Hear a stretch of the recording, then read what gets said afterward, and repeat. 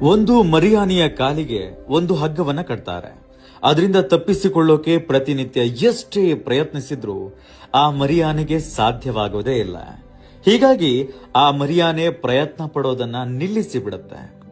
ಅದು ಕ್ರಮೇಣ ದೊಡ್ಡದಾಗತ್ತೆ. ಅದೇ ಗಾತ್ರದ ಹಗ್ಗವನ್ನ ಆನೆಗೆ ಕಟ್ಟಿರ್ತಾರೆ. ಅದು ಸ್ವಲ್ಪ ಪ್ರಯತ್ನಿಸಿದ್ರೂ ಹಗ್ಗ ತುಂಡಾಗಿ ಬಿಡ್ತಿತ್ತು. ಅಷ್ಟೊಂದು ಶಕ್ತಿಶಾಲಿಯಾಗಿರುತ್ತೆ.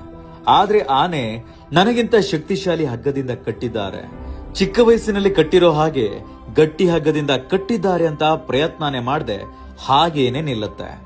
ಈಗ್ಲೂ ನಂಬಿರುತ್ತೆ ಕಟ್ಟಿರುವ ಹಗ್ಗ ನನಗಿಂತ ಗಟ್ಟಿಮುಟ್ಟಾಗಿದೆ ಅಂತ.